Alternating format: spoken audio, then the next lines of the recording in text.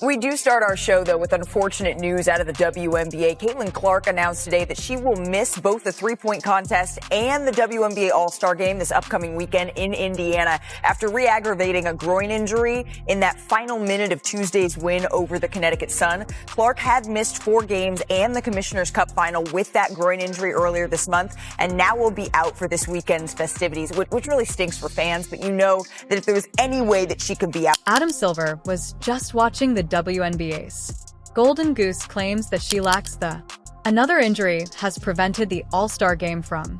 There is never a worse moment to do it. Making use of CBA, lockout and collapsing talks. Threats that lie ahead, Clark's absence from the NBA's most important weekend. The leadership is quite concerned. The top-level warnings are present.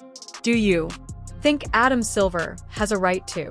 Concerned about the WNBA's situation, protecting their most important resource during this pivotal moment? Let me clarify what happened and why this happened. Completely catastrophic for the WNBA. Caitlin Clark announced something Thursday afternoon. She won't participate in the Saturday or Friday All-Star Game.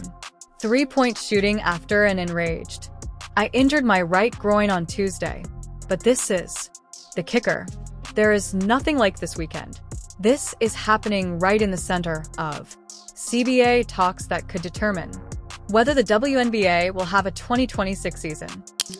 I'll leave the specific question about the foul to my colleague, Commissioner Engelbert. I mean, I other than as a fan, obviously, you know, it's nothing new in basketball that there's sort of welcome to the league moments, especially for heralded rookies. But of course, I want to see Caitlin treated fairly. As previously stated by Adam Silver, naturally, I want to see Caitlin treated appropriately and appropriately inside the league. And looking at the WNBA's top star, injury that prevents them from attending their major event. Some mismanagement must be the cause of some serious warning indicators. When you have a commissioner of a partner league openly expressing concerns about player care, which extends beyond useful direction, a warning shot, if you will. In terms of the comments, in terms of the way the commissioner, Kathy Engelbert, who I've known and I like, the way she has trouble talking about Caitlin Clark, or if she's asked about Caitlin, then she will say, well, Caitlin and Angel. Well, she wasn't asked about Angel, you know, she was asked about Caitlin. This incredible inability to deal with the facts and to state the obvious. It is astounding to me how Kathy Engelbert doesn't come out after the Marina Mabry hit and say, that's unacceptable, the refs got it wrong. Okay, should have been kicked out then, you weren't. The instant Clark was injured, the announcement is extremely severe for. Now is the moment to reveal the WNBA's individuals responsible for this disaster. Kathy Engelbert's steadfastness has been in the failure of the commissioner with regard to protecting the league's most vital asset. Christine, a sports columnist, Brennan has publicly denounced. Engelbert spoke about her difficulties, talking about Caitlin Clark or whether she's Caitlin, she will say if you ask. In addition to Angel, she wasn't asked about Angel, you see. They asked her about Caitlin. The ball handler. There's a grab, there's a hold, there's another grab. I mean, all of those are fouls. Every single one of them. And here, that's a foul, and finally they call. The concerned commissioner is expected to be promoting the biggest league celebrity. In addition, she can't mention Clark's name without drawing focus away from another participants. Being a leader is not that inability of the company at the highest level. The numbers show the stark facts of what happens when Clark is not in the lineup. At the national level, the WNBA has had a 55% decline in television ratings after her national TV injuries from fever. Games dropping from 1,810,000 average viewers before she was hurt to. There have only been 847,000 viewers since her injury. That represents a 53% drop, indicating millions of dollars in missed revenue. Engelbert is sitting there acting as if It's okay. Let's talk about the supervising the catastrophe that led to this moment. According to Chinese specialist Dr. Lucas C.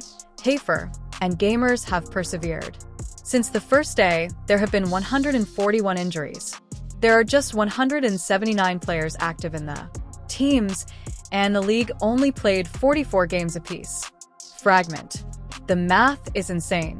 Angel Berg should have insisted on rapid changes.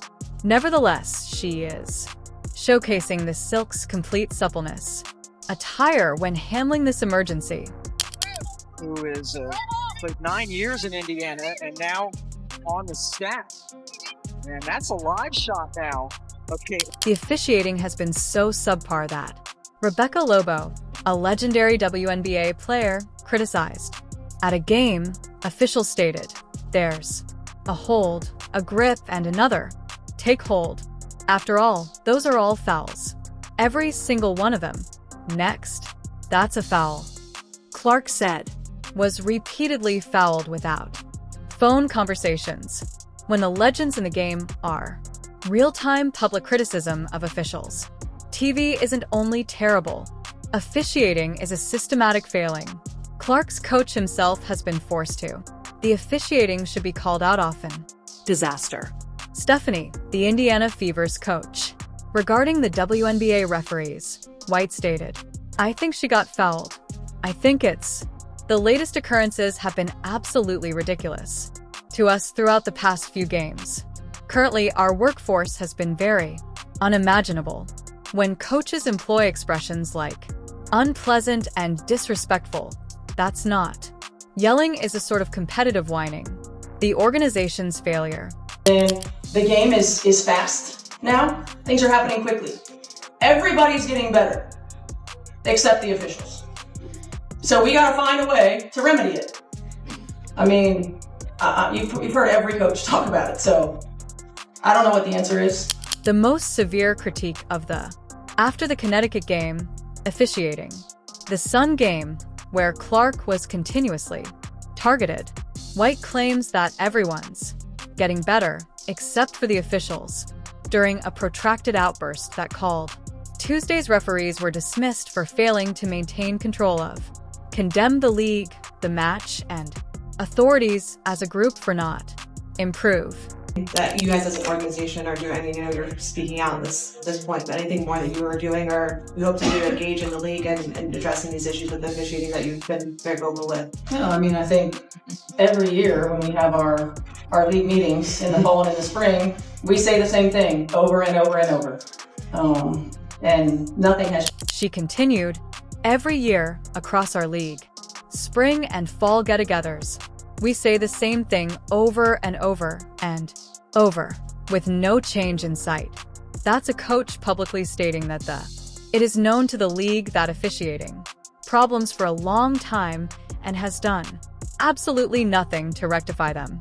As instructed by Angel Burt, the officials have declined in tandem with the league, increased in significance and renown. The specific incidents that led to Clark's current injuries are typical examples of subpar officiating. Marina Mabra shoved Clark to the ground, following a dead ball, initially receiving. Before the WNBA, just a technical infraction required an upgrade to a flagrant 2 due to, in response to widespread criticism, the officials.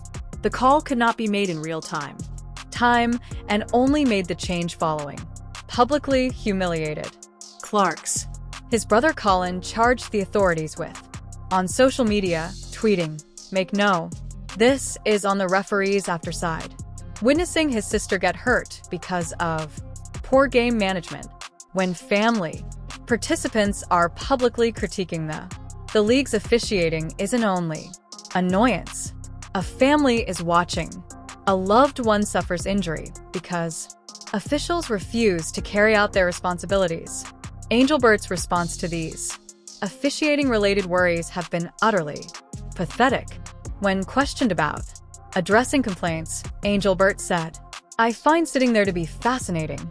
I occupy a chair that isn't very comfortable. The squad is always happy with the officiating. No losing team ever grumbles." In relation to officiating, that isn't leadership. Contemptuous haughtiness is that. From a person who clearly doesn't acknowledge the problem. The business. The repercussions of Engelberg's errors are: the WNBA was shocked to see 7 figures of people attend games, and all but 3 of them involved Clark.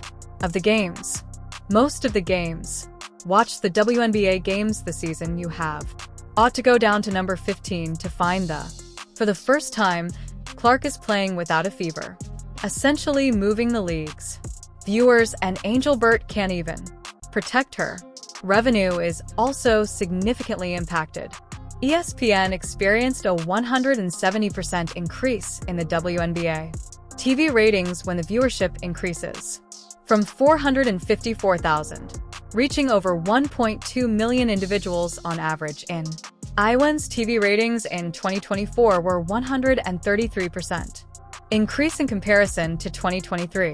This is because of Clark and Engelbert's inability to keep her safe hundreds of millions of dollars in future revenue.